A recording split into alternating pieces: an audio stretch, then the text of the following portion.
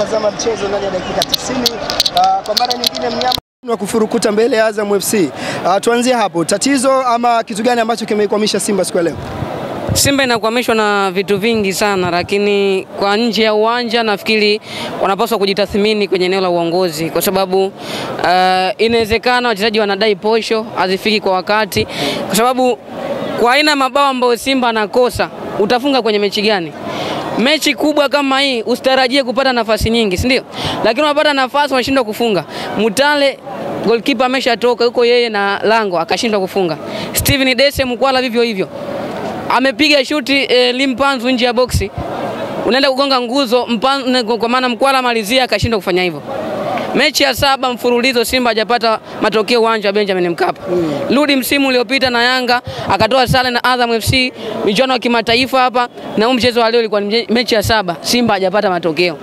Ndio tunagombania ubingwa. Kuna maana gani? Kwamba uwanja una tatizo?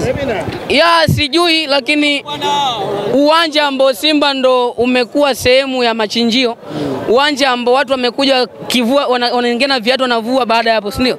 Lakini hadi leo mchezo wa 7 Simba hajapata ushindi kwenye uwanja Mkapa. Kwa hiyo nafikiri kwenye mchezo wa leo mimi binafsi usiniambie kuna kafara yote. Yaani inawezekana wamezoea baada ya mechi kumtafuta mchawi, baada ya kupoteza mtafute mchawi. Kwenye mchezo wa leo wachawi na wachezaji wenyewe, kwa sababu nafasi ambazo wametengeneza uwezo kumlaumu kocha. Kocha atakusaidia kwenye namna ya kutoka eneo la kiulinzi kwenda eneo la timu pinzani.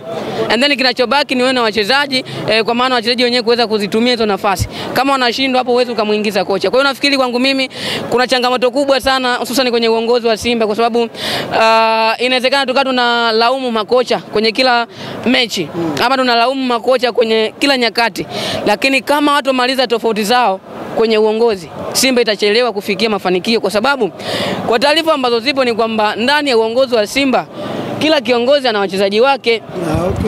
Inapofika usajili, kuna huyu anasajili huyu, anasajili Mpanzu huyu, anamsajili huyu. Kwa hiyo kama hakuna maelewano mazuri mimi na wewe, ni rahisi kumwambia mchezaji wangu ukipata nafasi fanya hivi. Yusufu, tuliona kipindi cha kwanza Simba Sports Club wakiwa wanacheza mpira vizuri, na watu wengi wakiamini huenda kipindi cha pili Simba akafanya jambo.